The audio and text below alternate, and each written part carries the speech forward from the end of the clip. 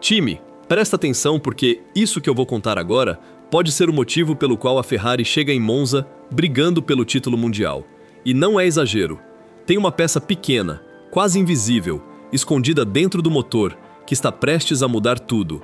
Vou te mostrar exatamente o que está acontecendo, passo a passo, e por que isso conecta com uma descoberta que ninguém esperava em Silverstone. Fica até o final porque o final dessa história é surpreendente. Vamos voltar no tempo, antes da temporada começar. Os engenheiros da Ferrari tomaram uma decisão que parecia genial na época. Escolheram um turbocompressor menor para o motor novo. Por quê? Porque as regras mudaram e tiraram aquele sistema que ajudava o motor a responder rápido. Sem esse sistema, só sobrava uma coisa para dar resposta imediata ao acelerador, que era o próprio turbo. E um turbo menor enche de pressão muito mais rápido que um grande. Isso significava largadas explosivas.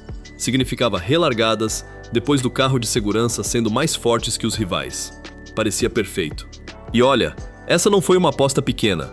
Foi uma mudança de filosofia inteira, pensada meses antes de qualquer carro rodar de verdade. Os rivais, principalmente a equipe que hoje lidera o campeonato, foram para o caminho oposto. Apostaram num motor maior, mais robusto em alta velocidade, aceitando uma resposta mais lenta na saída. No papel, os dois caminhos faziam sentido. Na prática, só um deles ia se provar certo quando a poeira baixasse. Só que teve um detalhe que ninguém previu. A federação criou uma regra nova, um tempo de espera obrigatório antes da largada, pensando em segurança. E essa regra, sem querer, apagou a vantagem toda que a Ferrari tinha construído. De repente, todo mundo na pista tinha tempo de igualar a pressão do próprio turbo. A vantagem sumiu. Só que o problema continuou, porque um turbo menor, além de responder rápido, também limita a potência máxima em alta velocidade. E isso a Ferrari carregou nas costas por 9 corridas inteiras. Uma escolha que fazia sentido em fevereiro e que virou um peso em março. Mas aqui que começa a ficar interessante. A Ferrari não ficou parada.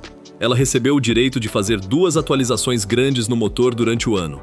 Uma espécie de segunda chance de engenharia. A primeira dessas atualizações já foi usada. Mexeram na câmara onde o combustível queima, trocaram o material da parte de cima do motor, aumentaram o limite de temperatura que o sistema de resfriamento aguenta e ajustaram até a fórmula do próprio combustível. Parece pouco, mas não é. Para você entender o tamanho disso, pensa assim. É como pegar um motor de carro de rua e trocar só a cabeça do cilindro e o sistema de arrefecimento, sem tocar em mais nada, e mesmo assim conseguir um salto de potência que se sente na estrada. É esse tipo de ganho que a Ferrari buscou.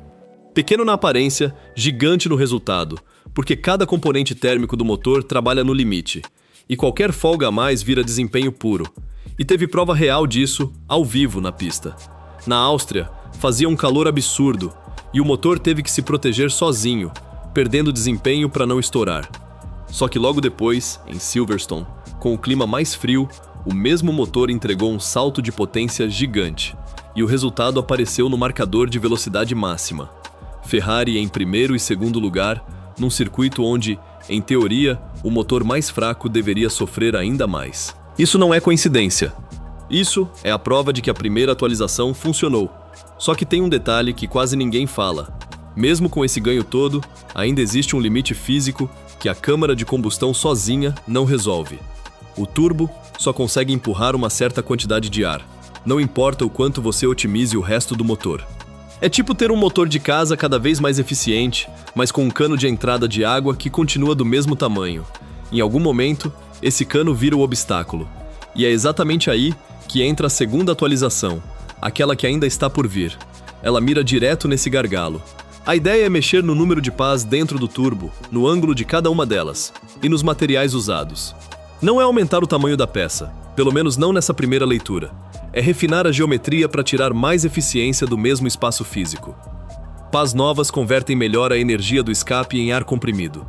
Ângulos ajustados fazem esse ar fluir com menos perda. E materiais mais resistentes permitem girar mais rápido sem quebrar. Mas segura essa, porque tem um detalhe ainda mais forte. A Ferrari está avaliando seriamente abandonar esse turbo pequeno e partir para um maior. Isso seria muito mais que um ajuste fino. Seria trocar a filosofia do motor inteiro no meio do campeonato.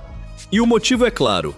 O objetivo declarado é alcançar paridade de potência com a Mercedes, que hoje é considerada a equipe com o motor mais forte da grade. Vamos falar de números, porque eles contam a história melhor que qualquer palavra.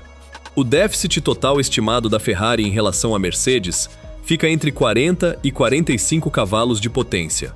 As duas atualizações juntas, a que já foi feita e a que está por vir, miram recuperar cerca de 30 cavalos disso.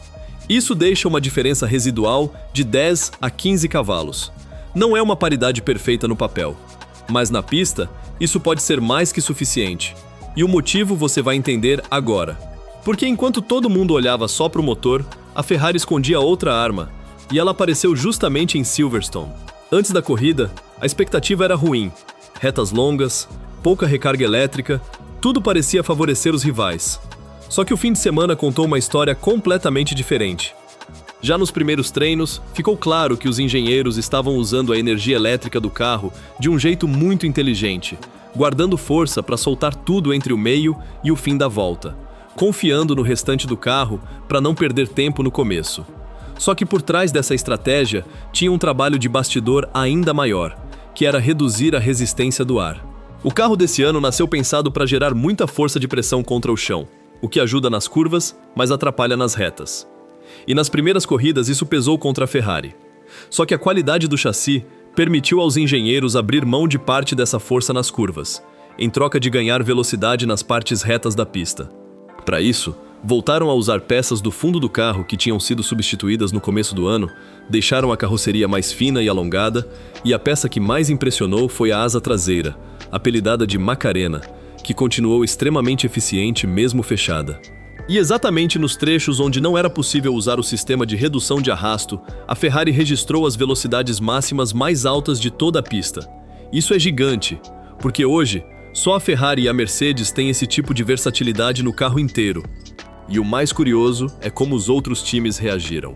Assim que os dados de Silverstone vieram a público, equipes rivais começaram a tentar copiar essa forma de distribuir a energia elétrica ao longo da volta. Só que copiar a estratégia é fácil.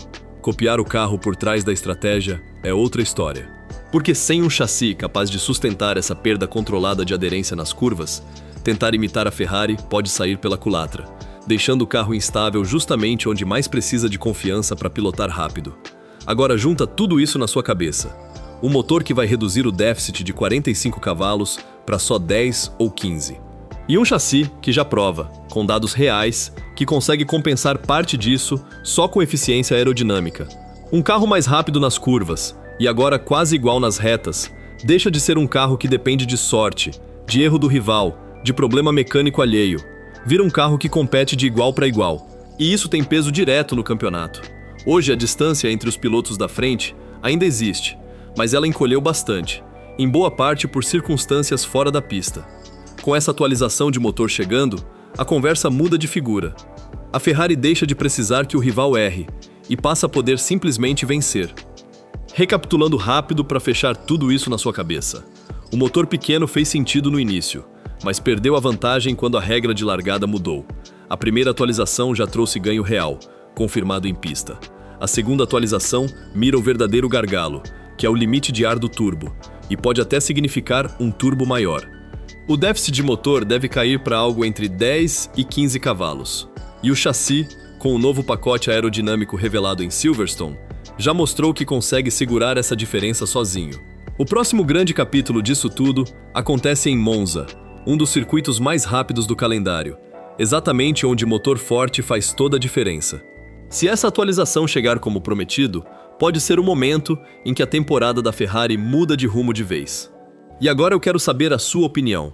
Você acha que a Ferrari vai optar pelo turbo maior, arriscando mais, ou vai preferir o caminho mais seguro, só refinando as pás do turbo atual? Deixa sua resposta aqui embaixo, porque essa decisão pode definir o campeonato inteiro. Se esse vídeo te ajudou a entender o que está em jogo, deixa o like, se inscreve no canal e ativa o sininho, porque a próxima corrida promete ser decisiva. Até a próxima!